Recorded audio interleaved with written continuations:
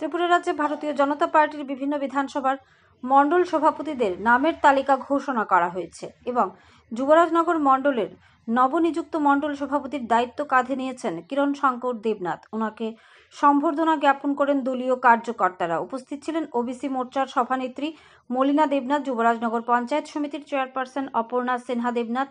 এই নতুন দায়িত্ব পেয়ে কি মতামত ব্যক্ত করেছেন নবনিযুক্ত মণ্ডল সভাপতি কিরণ শঙ্কর দেবনাথ। তৎসঙ্গে যুবরাজনগর বিধানসভার প্রাক্তন বিধায়িকা তথা প্রদেশ ওবিসি মোর্চার সভানেত্রী মলিনা দেবনাথ কি বললেন, দেখুন বিস্তারিত। ধর্মনগর থেকে নিজস্ব প্রতিনিধির রিপোর্ট, আরই ধর্মনগর।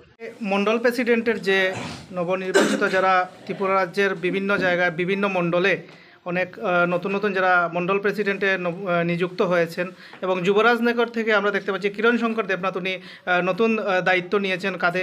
তো সেই ব্যাপারে আমরা একটু জানতে চাইবো আপনার কাছ থেকে কি বার্তা দিবেন যুবরাজনগরবাসী এবং ত্রিপুরাবাসীকে। সবাইকে নমস্কার। আজকে আমাদের ত্রিপুরা রাজ্যের মণ্ডল সভাপতিদের নাম ঘোষণা করা হয়েছে এবং আমরা দেখতে পাই যে আমাদের যুব যারা নেতৃত্ব আছে সেই যুব নেতৃত্বকে নতুন উদ্যমে আরও সংগঠনকে চাঙ্গা করার জন্যই সমস্ত যুব নেতৃত্বকে এবার মণ্ডল সভাপতির দায়িত্ব দেওয়া হয়েছে। যারা 45-এর নিচে আমরা দেখছি তারাই কিন্তু আজকে মণ্ডল সভাপতি হয়েছেন।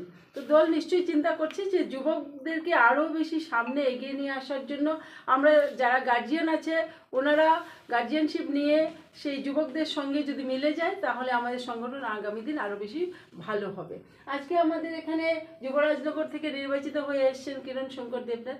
আমি কিরণ শঙ্কর দেবনাথের কাছে আশা রাখবো যে যুবরাজনগরের সকল মানুষকে সাথে নিয়ে সকল কার্যকর্তাদেরকে সঙ্গে নিয়ে আগামী দিন এই সংগঠনকে আরও বেশি সুদৃঢ় ও শক্তিশালী করার জন্যে এবং আগামী দিন ভারতীয় জনতা পার্টির শক্তি আরও বেশি বৃদ্ধি হবে, আরও বেশি সমৃদ্ধশালী হবে ভারতীয় জনতা পার্টির কার্যকর্তারা, আমি মনে করি। তাই আমি মনে করি যে যুবরাজনগর থেকে কিরণ শঙ্করকে নির্বাচিত দল করেছেন। আপনারা দেখতেই পাচ্ছেন সমস্ত কার্যকর্তারা এসে গেছেন যে কিরণ শঙ্করকে স্বাগত জানানোর জন্যে।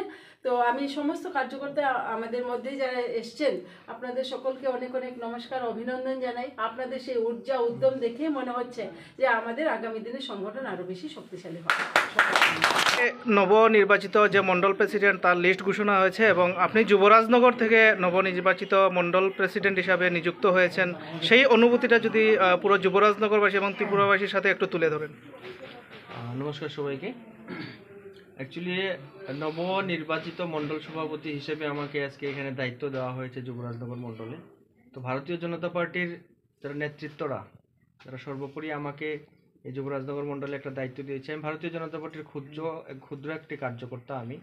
আমি চেষ্টা করব যাতে সকলকে সাথে নিয়ে যাতে আগামী দিনে ভারতীয় জনতা পার্টিকে যুবরাজনগর আরও বেশি শক্তিশালী করতে পারি এবং ভারতীয় জনতা পার্টির যে ভাবমূর্তি আছে সেই ভাবমূর্তিতে যে সকল মানুষকে একত্রিত করে যুবরাজনগর মণ্ডলে যাতে আমরা ভালো একটা সংগঠন গড়ে তুলতে পারি এবং আমার যে বর্তমান যে সরকার আছে সরকারকে যাতে আরও বেশি শ্রীবৃদ্ধি করতে পারি সেই দিক নিয়ে আমরা কাজ করব। আর বিশেষ করে যাদের জন্য আমি এখানে উপস্থিত আছি, মণ্ডল সভাপতি হিসেবে আমি দায়িত্ব পেয়েছি, বিশেষ করে আমার দিদি এই যিনি আমাদের এই বিধানসভার যিনি প্রাক্তন বিধায়িকা তথা বর্তমান ওবিসি মোর্চার প্রদেশ সভানেত্রী মলিনা দেবনাথ মহোদয়া, আমাদের বিপ্লব কুমার দেবজি, আমাদের মুখ্যমন্ত্রী রাজীব ভট্টাচার্য, টিঙ্কু রয় এবং ভারতীয় জনতা পার্টির সর্বোপরি যারা নেতৃত্বরা আমার অভিভাবকরা আছেন ওনারা আমাকে এত বড় একটা গুরু দায়িত্ব দিয়েছেন। আমি চেষ্টা করব যাতে সকলকে সাথে নিয়ে খুব ভালোভাবে সেটা আমি এইখানে কাজ করার জন্য এবং আমি আশা করি আপনারা যারা মিডিয়ার বন্ধুরা আছেন আপনারাও আমাকে বিভিন্নভাবে আপনারা আমাকে প্রদর্শন করাবেন, যেই জায়গাতে মনে করবেন কোনো